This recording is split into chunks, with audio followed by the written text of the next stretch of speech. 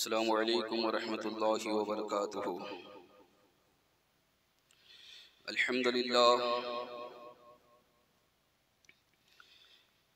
अल्हम्दुलिल्लाहि Kaffa वस्सलातु वस्सलामु अला इबादिहिल्लज़ीना इस्तफ़ा अम्मा बअद। अऊज़ु बिल्लाहि मिनश शैतानिर रजीम। बिस्मिल्लाहिर रहमानिर रहीम। या अय्युहल्लज़ीना आमनू कुतिबा अलैकुमुस्सियामु कमा कुतिबा अलल्लज़ीना मिन क़ब्लिकुम लअल्लकुम तत्तक़ून। अल्लाहुम्मा नव्विर क़ुलूबना बिल क़ुरआन व ज़य्यिन अख़लाक़ना बिल क़ुरआन व अदख़िलनल जन्नत बिल क़ुरआन व नज्जिना मिनन नारि बिल क़ुरआन। सदक़ल्लाहुल अज़ीम व सदक़ रसूलुहुन नबियुल अमीनुल करीम व नहनु अला ज़ालिका लमिनश शाहिदीन वश्शाकिरीन वल्हम्दुलिल्लाहि रब्बिल आलमीन। बिरादरान मिल्लत इस्लामिया, आइए कुछ अर्ज़ मारूज़ से क़ब्ल हम और आप मिलकर अनीसे बेकसा चारा साज़े दर्दमंदा वक़ारे दो जहां सरवरे कौनो मका मालिके इयों हम गरीबों के गम गुसार सैयदे अबरार व खियार दोनों आलम के मालिक व मुख्तार अनीसुल गरीबीन मुरादुल मुश्ताकीन जाने आलमीन शफीउल मुज़निबीन फ़ख्र आदम व बनी आदम खलीफतुल्लाहि आज़म बाइसे इजाद आलम मंबए जूदो सखा सुबह कायनात के शम्सुद्दुहा शामे कायनात के बदरुद्दुजा मोहम्मद अरबी रूह फिदा सल्लल्लाहु तआला अलैहि वसल्लम की बारगाह में जिस तरह से मैं पढ़ाता हूँ मेरे साथ मिलकर पढ़िए। अस्सलातु वस्सलामु अलैका या रसूल अल्लाह, अस्सलातु वस्सलामु अलैका या हबीब अल्लाह, अस्सलातु वस्सलामु अलैका या नबी अल्लाह सल्लल्लाहु तआला अलैहि वसल्लम।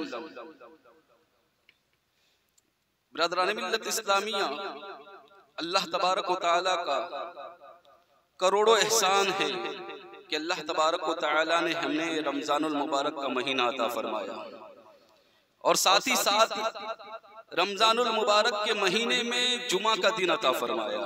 अब जानते हो रमजान हर जुमा की फजीलत अपनी जगह पर, लेकिन रमजानुल मुबारक की जुमा की फजीलत इसका ये आलम है कि मेरे आका अलैहिस्सलातु वस्सलाम ने इरशाद फरमाया कि जैसे ही जुमे रात को सूरज गुरूब होता है उस वक्त से जब तक जुमा का सूरज गुरूब हो जाए, यानी कल जो सूरज गुरूब हुआ उस वक्त से आज सूरज गुरूब होने तक, अब अंदाजा लगाओ कि हम कितनी रहमतों वाले दिन में है।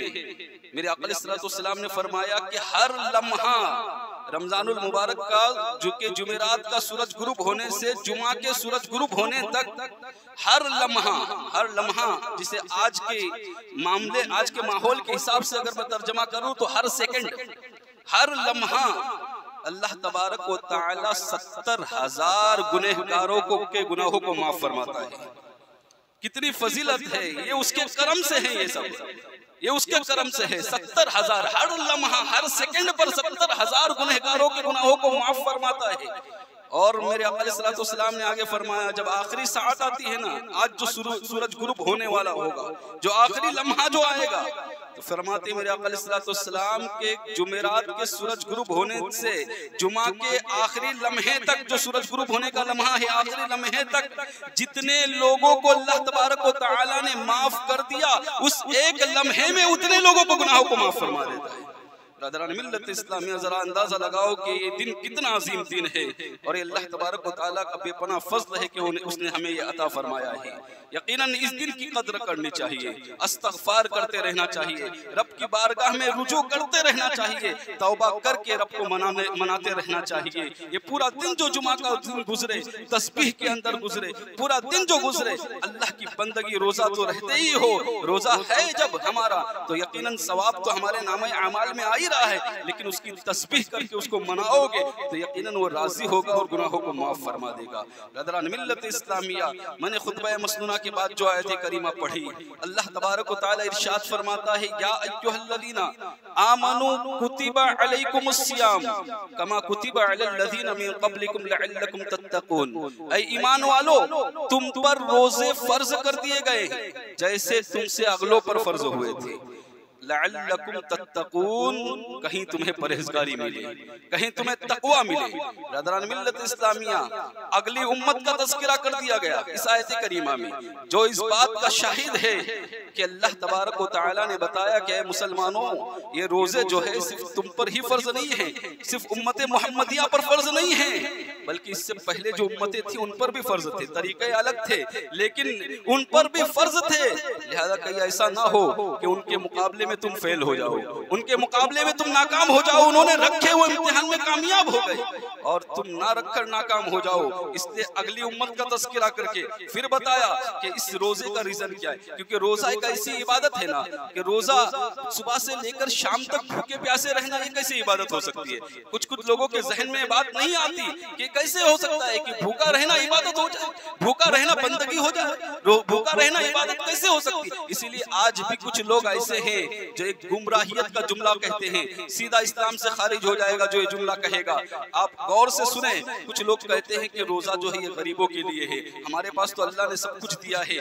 फुक़हा फरमाते हैं कि जैसे ही ये जुमला कहा उसने, वो इस्लाम से खारिज हो जाएगा, इस्लाम में बाकी नहीं रहेगा। ब्रदरान मिल्लत इस्लामिया, तो रोजा जो है ये ऐसी इबादत है, भूखे रहना इबादत, भूखे रहना बंदगी, ये इंसान की समझ में नहीं आती। और फिर भूखा रहना, भूखा रखवाना, ये रब ने कैसे मंजूर कर लिया।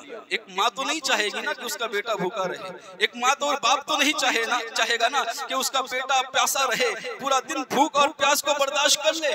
फिर वो रब जो 70 माओं से ज्यादा प्यार करता है, जो 70 माओं से ज्यादा अपने बंदों से मोहब्बत करता है, उसने कैसे गवारा कर लिया, उसने कैसे मंजूर कर लिया कि मेरा बंदा भूखा रहे। ब्रदरान मिल्लत इस्लामिया, माँ और बाप की तस्वीर के एक रुख को तो तुमने देख लिया कि माँ नहीं चाहेगी कि उसका बच्चा भूखा और प्यासा रहे, लेकिन तस्वीर के जरा दूसरे रुख को भी देखो। मामला ये है कि वही बच्चा है जिसके बारे में माँ कभी नहीं चाहती वो भूखा रहे, माँ कभी नहीं चाहती प्यासा रहे। अगर वो थोड़ा सा चीख दे, थोड़ा सा आवाज कर दे, रो दे, तो माँ अपना सब काम काज छोड़कर दौड़ जाती है बच्चे के लिए। क्या हो गया है मेरे बेटे को, क्यों रो रहा है। लेकिन वही बेटा जब बीमार होता है, वही बेटे को जब बुखार आती है, सर्दी और खांसी होती है, अब आलम देखो, अब माँ का रवैया बदल जाता है, माँ का तेवर बदल जाता है। वही माँ जो जिसकी ममता उसे रोने नहीं देती थी, उसे भूखा और प्यासा रहने नहीं देती थी, ब्रदरान मिल्लत इस्लामिया, वही माँ है, उसके हाथ में कड़वी कसेली दवाई है और कड़वी दवाई जो है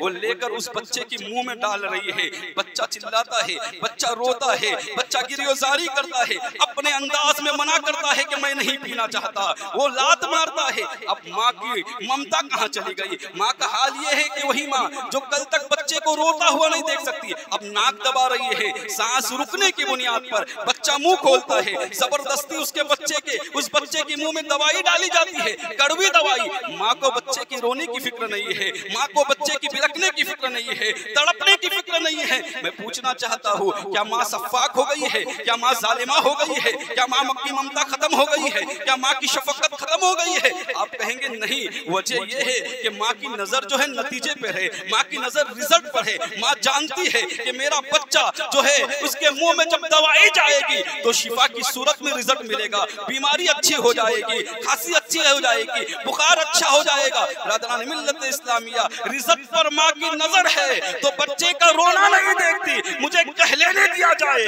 हमारा रब हमसे 70 माओं से ज्यादा प्यार करता है, लेकिन हाल ये है कि हम नहीं जानते कि रोजे के अंदर क्या फायदे हैं। वो रब जरूर जानता है और उसे मालूम है, उसने कहा है लअल्लकुम तत्तकून, तुम सुबह से शाम तक भूखा रहो, मैं तकवे का नूर तुम्हें अता फरमाऊंगा, मैं तकवे का नूर तुम्हें अता फरमाऊंगा। तकवा ये अजीम नेमत है, इतनी अजीम नेमत है तकवा कि हर किसी को नहीं मिलती है ना। एक इंसान है जो गुनाह करता है, एक इंसान है जो नाफरमानी करता है रब की, उस वक्त जिस वक्त नाफरमानी कर रहा होता है उस वक्त अल्लाह का खौफ नहीं होता। तकवा असल कहते हैं अल्लाह के खौफ को, अल्लाह के डर को। कुरान ने फरमाया ना कि रोजा रखो ताकि लअल्लकुम तत्तकून, तुम्हें परहेजगारी मिल जाए, तुम्हें तकवा मिल जाए। रादरान मिल्लत इस्लामिया, आइए अब मैं तकवे के बारे में बताऊं, तकवे के ताल्लुक से कुरान क्या कहता है, तकवे मुत्तकी कौन लोग हैं। तो कुरान अजीम फरमाता है हुदल लिल मुत्तकीन, मुत्तकीन के लिए इस किताब में हिदायत है। ज़ालिकल किताबुल ला रैब फीह, इस किताब में किसी किस्म की शक व शुबह की गुंजाइश नहीं है।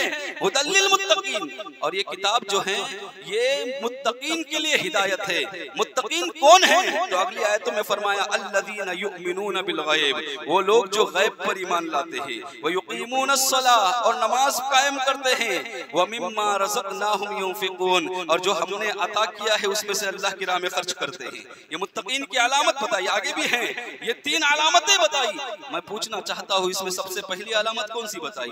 पहली अलामत ये है अल्लज़ीना युमिनून बिल गैब, वो लोग जो गैब पर ईमान लाते हैं। गैब क्या है?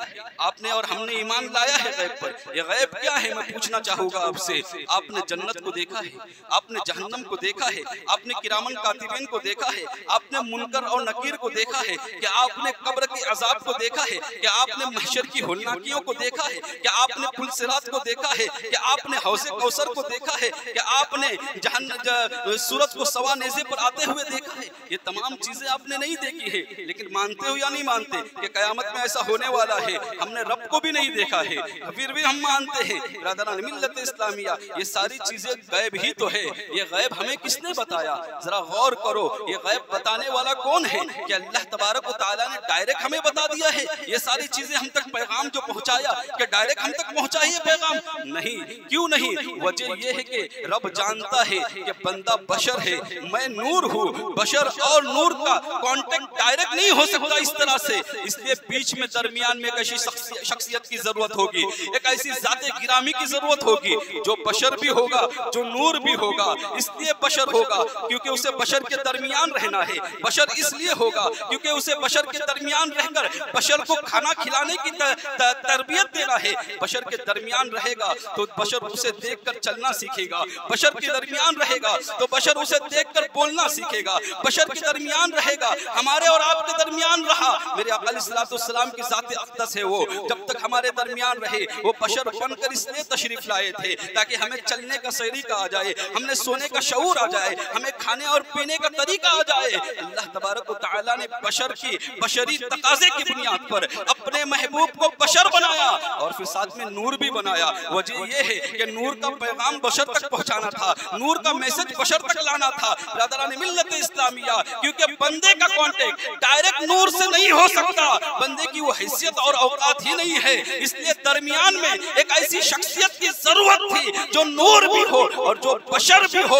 अल्लाह तबारक व तआला ने अपने महबूब को नूर भी बनाया और बशर भी बनाया ताकि अल्लाह का पैगाम बशर तक पहुंचा सके, नूर का मैसेज बशर तक ला सके। रादरान मिल्लत इस्लामिया, ये अल्लाह तबारक, कुछ लोग आपके नूर होने का इनकार करते हैं और कुछ लोग बशर होने का इनकार करते हैं। अहले सुन्नत वल जमाअत का अकीदा ये है कि मेरे आका नूर भी है बशर भी है, इसलिए हम कहते हैं कि हुजूर नूरी बशर है, नूर भी है और बशर भी। बहरहाल अर्ज ये कर रहा था कि हमने अल्लाह को नहीं देखा, हमने रब को नहीं देखा, हमने फिर भी एक मान लिया है, हमने उसकी गवाही भी दी है। हम गवाही देते हैं ना, ये गैब की बात बता रहा हूँ। गैब पर यकीन कैसे ज्यादा होता है? तकवे की जो अलामत है, पहला गैब पर ईमान लाना। रोजे की हालत में गैब पर यकीन कैसे ज्यादा होता है वो बताना चाहता हूँ। हमने अल्लाह को नहीं देखा, कोई है जिसने अल्लाह को देखा है, लेकिन फिर भी कलमा शहादत पढ़ते हो तो क्या कहते हो? अशहदु अल्ला इलाहा इल्लल्लाह व अशहदु अन्ना मुहम्मदन अब्दुहु व रसूलुहु, कि मैं गवाही देता हूँ अल्लाह के सिवा कोई माबूद नहीं। मैं पूछना चाहता हूँ, आप गवाही कैसे दे सकते हो जबकि आपने अल्लाह को देखा ही नहीं है, आपने को देखा ही नहीं, बिन देखे गवाही कैसे कबूल की जाएगी? कोई इंसान कहे कि मैं मौके वारदात पर मौजूद नहीं था लेकिन मैं गवाही देता हूँ, क्या उसकी गवाही कबूल की जाएगी? ऐसा विटनेस काबिले कबूल होगा? हरगिज नहीं। ऐसी गवाही जो है काबिले कबूल नहीं, क्योंकि गवाह के लिए मौके वारदात पर होना, देखना अपनी आंखों से वो तमाम चीजों को, ये जरूरी है। फिर मैं पूछना चाहता हूँ, आप गवाही कैसे देते हो? आपने अपने रब को गवाही कैसे दी? अशहदु अल्ला इलाहा, मैं गवाही देता हूँ कि अल्लाह के सिवा कोई माबूद नहीं। जब आपने रब को देखा नहीं तो फिर गवाही कैसे थी? मानना पड़ेगा आपको कि एक देखने वाले का कहाँ मान लिया है, एक देखने वाले का कहाँ मान लिया है, बिन देखे तुझे इस तरह खुदा मान लिया है। रादरान मिल्लत इस्लामिया, हमने गवाही दी है, हमने अल्लाह को देखा नहीं है लेकिन किसी की तस्दीक पर गवाही दी है, किसी की गवाही पर गवाही दी है। अल्लाह के रसूल ने देखा है और उनकी तस्दीक पर हम गवाही देते हैं। रादरान मिल्लत इस्लामिया, अल्लाह तबारक व तआला की जात वो अजीम जात है जो गैब ही नहीं है, गैबुल गुयूब है। तू दिल में तो आता है, समझ में नहीं आता, बस जान गया मैं तेरी पहचान यही है। अल्लाह रब्बुल इज्जत गैबुल गुयूब है और अल्लाह तबारक व तआला ने अपनी जात को भी अपने महबूब से पोशीदा न रखा, आपने अपनी जात को निहा न रखा। तो फिर मैं पूछना चाहता हूँ, दुनिया का कौन सा गैब जो है ऐसा जिसे अल्लाह के रसूल सल्लल्लाहु अलैहि वसल्लम से पोशीदा रखा जा सकता है? आला हजरत फाजिल बरेलवी इसीलिए तो पुकार कर कहते हैं, और कोई गैब क्या तुमसे निहा हो भला, जब ना खुदा ही छुपा तुम पे करोड़ों दुरूद। ब्रदरान मिल्लत इस्लामिया, तो हम जो गवाही देते हैं शहादत अला शहादा है, गवाही पर गवाही है। रसूलुल्लाह सल्लल्लाहु अलैहि वसल्लम के देखने पर हम गवाही देते हैं। बहरहाल एक और हदीस मुझे याद आ रही है, बड़ी प्यारी हदीस है, हज़रत खुज़ैमा बिन साबित रज़ियल्लाहु ताला अन्हु।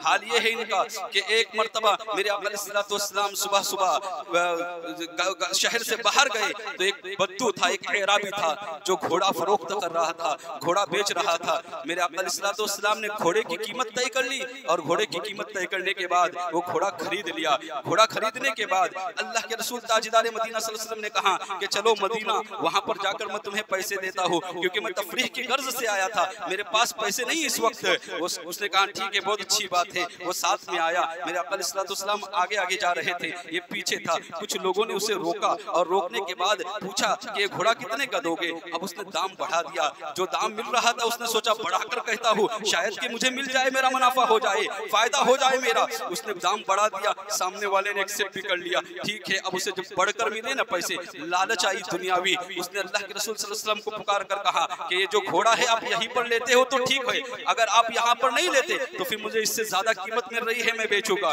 मेरे आका अलैहिस्सलातु वस्सलाम ने कहा, इस्लाम का कानून है कि एक मर्तबा सौदा हो जाए तो फिर मुकरा नहीं जाता, सौदा सोच समझ कर तय किया जाता है। जब सौदा हो गया तो अब तेरा मुकरना बेकार है, इस घोड़े का मालिक मैं हो चुका हूँ, सिर्फ मेरे इतना ही कि मैं तेरी कीमत अदा करूंगा, वहाँ नहीं कि अगर आप यहाँ पर खरीदते हो तभी मैंने तुम्हें बेचा ही नहीं है। और मुकरने लगे, आपका इनकार करने लगा, कहा कि मैं बेचा ही नहीं हूँ। कहा अगर मैंने बेचा है तो कोई गवाही बताओ, कोई गवाह बताओ, कोई शहादत बताओ। जिस वक्त अल्लाह के रसूल सल्लल्लाहु अलैहि वसल्लम ने वो घोड़ा खरीदा था ना, उस वक्त कोई गवाह मौजूद नहीं था, तन्हा थे मेरे आका अलैहिस्सलातु वस्सलाम। अब गवाह पेश नहीं कर सकते, लोग आते गए, उस एराबी पर लान तान करते रहे और कहने लगे तुम किसे झूठा कह रहे हो, जिनके जिंदगी के ताल्लुक से कुफ्फारों ने भी गवाही दी है कि सादिक और अमीन है, कभी झूठ नहीं बोलते, तो उनके बारे में कह रहा है कि उन्होंने झूठ बोला है। रादरान मिल्लत इस्लामिया, लेकिन गवाह ना होने की बुनियाद पर कोई फैसला नहीं कर पा रहे थे। उसने कहा आप गवाह लाओ, मैं घोड़ा आपको वही कीमत पर देता हूँ। मेरे आका अलैहिस्सलातु वस्सलाम के और उस शख्स के दरमियान अभी ये बहस हो रही थी, ये बातें हो रही थी। हज़रत खुज़ैमा बिन साबित रज़ियल्लाहु ताला अन्हु पहुंचते हैं, अर्ज करते हैं या रसूलल्लाह सल्लल्लाहु अलैहि वसल्लम, मैं गवाही देता हूँ कि आपने इस शख्स से घोड़ा खरीदा है। इतना सुनना था कि मेरे आका अलैहिस्सलातु वस्सलाम ने इरशाद फरमाया, ऐ खुज़ैमा, जिस वक्त मैंने घोड़ा खरीदा था उस वक्त मैं और उसके दरमियान कोई नहीं था, तूने देखा नहीं, फिर तूने गवाही कैसे दी? अब जरा हज़रत खुज़ैमा रज़ियल्लाहु ताला अन्हु का जवाब सुनो। उन्होंने कहा था या रसूलल्लाह सल्लल्लाहु ताला अलैहि वसल्लम, मैंने ना तो जन्नत को देखा है, ना जहन्नम को देखा है, ना मैंने कब्र के अज़ाब को देखा है, ना महशर की होलनाकियों को देखा है, ना किरामन कातिबीन को देखा है, ना मुनकर नकीर को देखा है, ना जिब्राईल और इसराफील को देखा है, ना पुलसिरात को देखा है, यहाँ तक के सबसे अजीम जात अल्लाह को भी मैंने नहीं देखा। इन तमाम चीज को मैं मानता हूँ तो आपकी गवाही की बुनियाद पर मानता हूँ। जब आसमान और जमीन की तमाम खबरों को आपकी गवाही पर मानता हूँ, तो फिर ये एराबी क्या चीज है? इसलिए मैंने कह दिया या रसूल अल्लाह, आपकी तस्दीक से मैं गवाही देता हूँ कि आपने घोड़ा खरीदा है। मेरे अलैहिस्सलाम नाराज नहीं हुए, बल्कि अब अपनी ताकत दिखाई, अपना पावर बताया और बताया देखो अल्लाह ने मुझे शरीयत में कितना इख्तियार दिया है। मेरे अलैहिस्सलाम ने फरमाया सहाबा सुनो, आज के बाद हर मामले में गवाहों की जब जरूरत पड़ती है तो हर मामले में 2 गवाह की जरूरत पड़ती है, लेकिन तन्हा खुज़यमा अगर किसी भी मामले में गवाही देगा तो उसकी गवाही 2 गवाहों के बराबर मानी जाएगी। मिल्लत इस्लामिया कहा 2 गवाहों के बराबर तन्हा खुज़यमा की गवाही मानी जाएगी। मेरे आका अलैहिस्सलाम को ये बात इतनी पसंद आई। बहरहाल अर्ज ये कर रहा था कि हमने अल्लाह को नहीं देखा, ये तमाम चीजों को हम मानते हैं, ये किस बुनियाद पर मानते हैं? इल्म गैब को जो मानते हैं रसूल अकरम सल्लल्लाहु तआला अलैहि वसल्लम के बताने पर मानते हैं। और जब रमजान का महीना आता है, जब हम रोजा रखते हैं, तो देखो इल्म गैब हमारा कैसा मजबूत और मुस्तहकम होता है। हम नमाज पढ़ते हैं, हो सकता है किसी के जहन में बात आए कि नमाज इसलिए पढ़ी जाए ताकि लोग कहे नमाजी है, हज इसलिए किया जाए ताकि लोग कहे हाजी है, ज़कात इसलिए दी जाए ताकि लोग कहे सखी है। ये तमाम चीजें हैं, लेकिन रोजा एक ऐसी इबादत है ना जो बंदे और रब के दरमियान ऐसा मामला होता है कि तन्हाई होती है, कोई देखने वाला नहीं है। आप घर के कमरे में बैठे हुए हो, फ्रिज के अंदर आपके सारे सहूलतें मौजूद है, सारे सामान मौजूद है, सब कुछ है वहाँ पर, कलिंगर भी रखा हुआ है, शरबत भी रखा हुआ है, मिल्लत इस्लामिया, और गर्मी की तपती हुई धूप भी है। हाल ये है कि प्यास से हलक सूखा जा रहा है, भूख से पेट के अंदर खलबली मची हुई है, लेकिन ऐसे आलम में भी आपको कोई देखने वाला नहीं है। आप वजू करने के लिए भी आते हो, तब भी हाल ये है कि पानी लेते हो, पानी को मुंह में डालते हो, अब तो कोई नहीं देख रहा है ना, थोड़ा सा पानी अगर अंदर भी उतर जाए तो कोई देखने वाला नहीं, लेकिन पूछता हूँ कोई ऐसा करता है? कोई ऐसा नहीं करता। वजह क्या? क्योंकि ये अकीदा हो जाता है अल्लाह देख रहा है, अल्लाह मुझे देख रहा है, और ये इतना मुस्तहकम हो जाता है अकीदा कि उसे मालूम है कि कोई देखे या ना देखे, रूम के अंदर तन्हा हूँ, कोई नहीं देख रहा है, मेरा रब मुझे देख रहा है। ये इल्म गैब ही तो है ना। इल्म गैब पर रोजा रखने से अकीदा कितना मजबूत हो गया। और जानते हो इस अकीदे को मजबूत करने के लिए सहाबा अल्लाह वाले जो हैं, औलिया किराम जो हैं, ये दुनिया को तर्क करके, दुनियादारी छोड़कर जंगलों का रुख किया करते थे, सब कुछ छोड़ते थे अल्लाह वाले, सिर्फ ये अकीदा आ जाए कि अल्लाह देख रहा है। ये अकीदा बहुत जो अहम है इस्लाम के अंदर। अगर किसी के दिल में अकीदा पैदा हो जाए ना, तो जानते हो फिर हाल ये होगा कि अगर किसी के दिल में अकीदा जम जाए, रासिख हो जाए, तो इंसान जब गुनाह की तरफ जाएगा ना, तो उसे याद आएगा सिर्फ रोजे की हालत में मेरा रब नहीं देख रहा, यहाँ पर भी तो देख रहा है। सिनेमा की तरफ कदम बढ़ाएगा, याद आएगा, फहाशियत की तरफ जाएगा, याद आएगा कि मेरा रब सिर्फ रोजे की हालत में नहीं देखता मुझे यहाँ पर भी देख रहा है। फिर जब ये अकीदा मजबूत हो जाएगा तो इंसान हर गुनाह से बचेगा। ये अकीदा हमें किस चीज से मिला? ये इल्म गैब का अकीदा, अल्लाह तबारक व तआला को बगैर देखे मानने का अकीदा, ये रोजे के जरिए हमें मिला। और सहाबाए किराम रिदवानुल्लाहि ताला अलैहिम अल्लाह वाले जो हैं, इस अकीदे को पाने के लिए जंगलों का रुख किया करते थे, क्योंकि अल्लाह के रसूल सल्लल्लाहु अलैहि वसल्लम ने इसे एहसान कहा है।